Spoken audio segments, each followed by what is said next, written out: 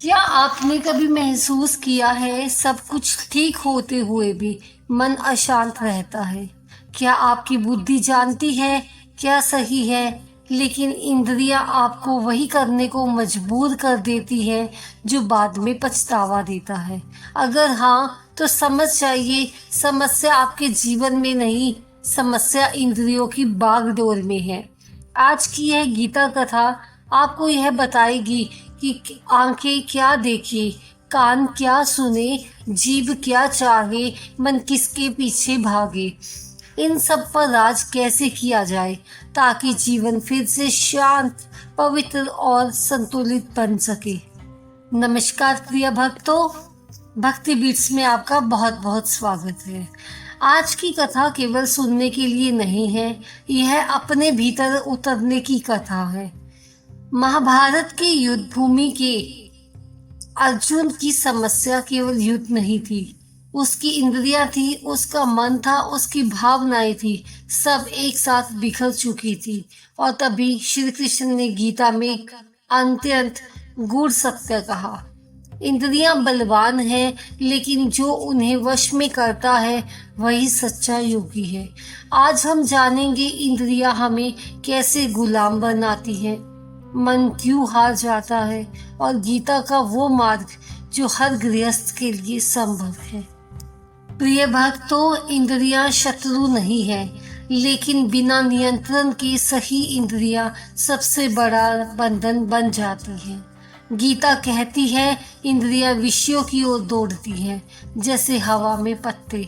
आंख सुंदरता चाहती है, कान प्रशंसा चाहता है, जीभ स्वाद में डूबना जानती है, त्वचा सुख चाहती है, मन बार बार वही अनुभव चाहता है। यहीं से जन्म लेता है आसक्ति, और फिर लालसा, फिर क्रोध पैदा हो जाता है, और अंत में दुख। एक कथा के माध्यम से मैं आपको बताना चाहूंगी। एक राजा था, उसका राज्य समृद्ध था, लेकिन उसका मन अशांत था, क्योंकि वह इंद्रियों का राजा नहीं था, इंद्रियां उसकी रानी बन चुकी थी। श्री कृष्ण कहते हैं, जो व्यक्ति इंद्रियों के पीछे चलता है उसकी बुद्धि अंधी हो जाती है। अर्जुन ने पूछा, हे केशव, मन तो चंचल है, इंद्रियां प्रबल है, इन पर विजय कैसे हो सकती है? श्री कृष्ण मुस्कुराए और बोले, अभ्यास और वैराग्य से मन को वश में किया जा सकता है। यहाँ वैराग्य का अर्थ सब छोड़ देना नहीं है, वैराग्य का अर्थ है जो मिला है उसका गुलाम ना बनना। एक साधु को मिठाई बहुत प्रिय थी, उसने मिठाई छोड़ी नहीं, लेकिन उसने मिठाई को अपने ऊपर शासन नहीं करने दिया। यही गीता का मार्ग है। गीता कहती है, जो देखता है कि इंद्रियां इंद्रियों के विषयों में कार्य कर रही है वह ज्ञानी है। आज से अभ्यास कीजिए, जब आंख कुछ चाहे बस देखे, जब जीभ ललचाए बस देखे, जब मन भटके तब भी देखे। आप इंद्रियां नहीं हैं, आप इंद्रियों को देखने वाली हैं। धीरे धीरे इंद्रियां कमजोर पड़ेंगी और आत्मा शक्तिशाली बनेगी।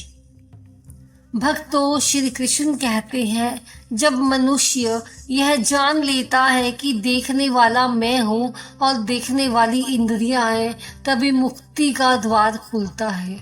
हमारी सबसे बड़ी भूल क्या है? हम सोचते हैं मैं क्रोध हूँ, मैं लालच हूँ, मैं इच्छा हूँ, जबकि सच्चाई यह है आप इच्छा नहीं है, आप इच्छा को देखने वाले हैं। एक शिष्य ने अपने गुरु से पूछा, गुरुदेव, मन बहुत भटकता है। गुरु बोले, तू मन नहीं है, तू वह है जो मन को देख रहा है, बस यही साक्षी भाव है। जब आप इंद्रियों को रोकते नहीं, बस देखते हैं, तो वे धीरे धीरे शांत हो जाती हैं। जैसे बच्चा ध्यान न मिलने पर रोना बंद कर देता है। आज से अभ्यास करें। आंख कुछ देखना चाहे, देखे नहीं, जुड़े नहीं। जीभ कुछ चाहे, देखे, भागे नहीं। मन कल्पना करे, देखे, डूबे नहीं। यही पहला और सबसे शक्तिशाली उपाय है। प्रिय भक्तों, अब सवाल आता है कि इंद्रियां कैसे पतन का कारण बनती हैं। अब सुनिए गहरी कथा। एक समय की बात है, एक तपस्वी था, वर्षों का तप, ऊंचा ज्ञान, लेकिन एक दिन फिर स्वाद की एक इच्छा उसके तप को तोड़ देती है। श्री कृष्ण कहते हैं इंद्रियां छोटी लगती हैं, लेकिन इनका पतन बहुत बड़ा होता है। गीता में स्पष्ट कहा गया है, इंद्रियों के विषयों का चिंतन करते करते मनुष्य उनसे बंध जाता है। पहले विचार, फिर इच्छा, फिर आसक्ति, फिर क्रोध, फिर विनाश। इसीलिए गीता कहती है पहला विचार ही सबसे खतरनाक होता है। जब विचार आए उसे रोकिए नहीं, लेकिन उस पर ठहरिए भी सही नहीं। जैसे सड़क से कोई गाड़ी गुजर जाए, आप उसके पीछे दौड़ते नहीं हैं। प्रिय भक्तों, श्री कृष्ण का सबसे व्यवहारिक उपदेश यह है, अयुक्ता हार विहास्य युक्त चेष्टस्य कर्मसु, अर्थात जो न ज्यादा भोग करे न ज्यादा त्याग, वही योगी है। इंद्रियों के बेकाबू होने का कारण है देर तक जागना, अनियमित भोजन, मोबाइल, मनोरंजन की अधिकता, खाली समय में मन को खुला छोड़ देना। श्री कृष्ण कहते हैं इंद्रियों को भूखा मत रखो, लेकिन उन्हें राजा भी मत बनाओ। सुबह उठते ही 2 मिनट आंख बंद करके कहें, आज मैं इंद्रियों का स्वामी हूँ। भोजन से पहले मन ही मन धन्यवाद दें।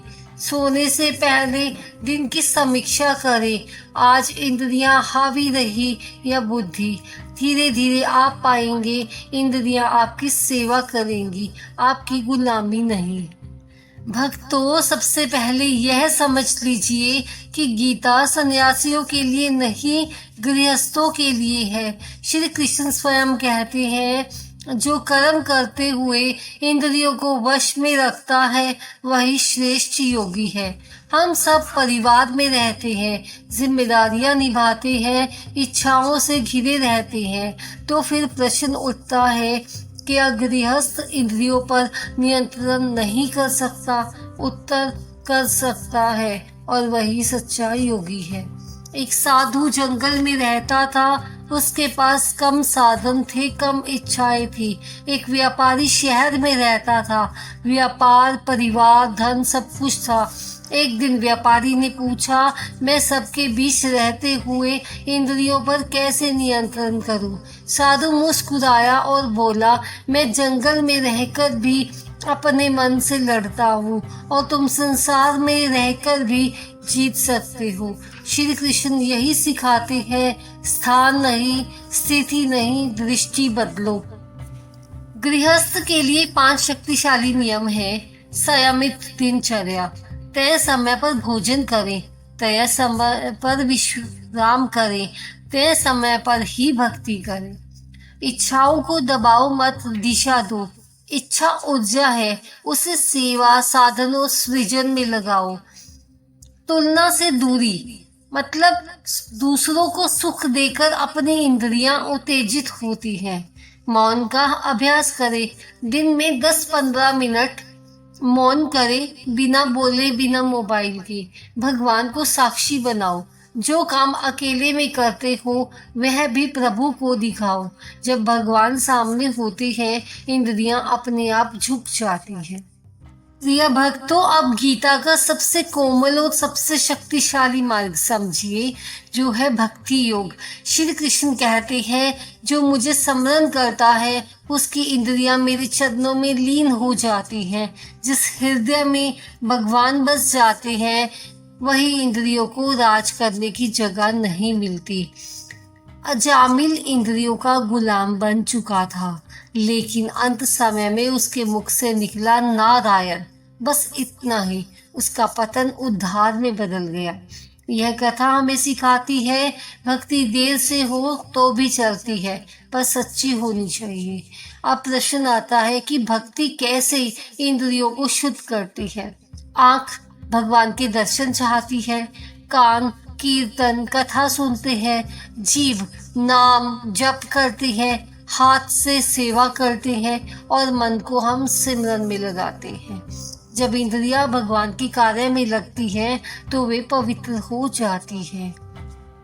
अब चलते हैं 21 दिन की साधना पर। सुबह उठते ही 21 दिनों तक नाम जप करें 5 मिनट। दिन में एक बार गीता का एक श्लोक अवश्य पढ़िए। रात को सोते समय दिन का आत्म विश्लेषण कीजिए। आज मैंने इंद्रियों को चलाया या इंद्रियों ने मुझे। प्रिय भक्तों, इंद्रियां कभी पूरी नहीं होती, लेकिन आत्मा संतुष्ट हो जाए तो इंद्रियां शांत हो जाती हैं और आत्मा को संतोष सिर्फ भगवान से मिलता है। प्रिय भक्तों, अब जब यह गीता कथा अपने अंतिम चरण में पहुंच चुकी है तो मैं आपसे केवल सुनने वाला नहीं, साक्षी बनने का अनुरोध करती हूँ। आज आपने जो सुना वह कोई कहानी नहीं थी, वह आपका ही जीवन था। हम सब ने यह महसूस किया होगा, कभी आंखें भटक जाती हैं, कभी जीभ नियंत्रण खो देती है, कभी मन ऐसी जगह चला जाता है जहां हमें खुद शर्म आ जाती है और फिर मन ही मन प्रश्न उठता है, मैं ऐसा क्यों हूँ। प्रिय भक्तों, यही प्रश्न अर्जुन ने भी किया था और श्री कृष्ण ने उसे दोष नहीं दिया, उन्होंने उसे मार्ग दिया। इंद्रियां शत्रु नहीं है, लेकिन जब वे मालिक बन जाती है तो जीवन युद्ध बन जाता है। श्री कृष्ण हमें इंद्रियों को मारने नहीं कहते, वे कहते हैं उन्हें मेरी ओर मोड़ दो। जब यह वीडियो समाप्त हो आप बस इतना करें, एक गहरी सांस लें, आंखें बंद करें और मन ही मन कहें, हे प्रभु, मेरी इंद्रियां मेरी नहीं सुन रही, मैं उन्हें आपके चरण में अर्पित करता हूँ या करती हूँ। बस इतना ही, कोई बड़ा व्रत नहीं, कोई कठिन तपस्या नहीं, बस समर्पण कीजिए। जो व्यक्ति कहता है मुझसे नियंत्रण नहीं होता, वह वास्तव में ईमानदार आत्मा है, क्योंकि जो अपनी कमजोरी पहचान ले वही एक दिन सबसे शक्तिशाली बनता है। भक्तों, जब भी इंद्रियां भटके, क्रोध आए तो नाम जप करे, वासना आए तो श्वास पर ध्यान दे, लोभ आए तो सेवा का सिमरन करे, ईर्ष्या आए तो कृतज्ञता करे। इसी को गीता अभ्यास योग कहते हैं। अगर इस कथा की एक भी पंक्ति आपके मन को छू गई हो तो इसे किसी ऐसे व्यक्ति तक पहुंचाए जो आज अपने मन से हार रहा हो। आपका एक शेयर किसी का जीवन बदल सकता है।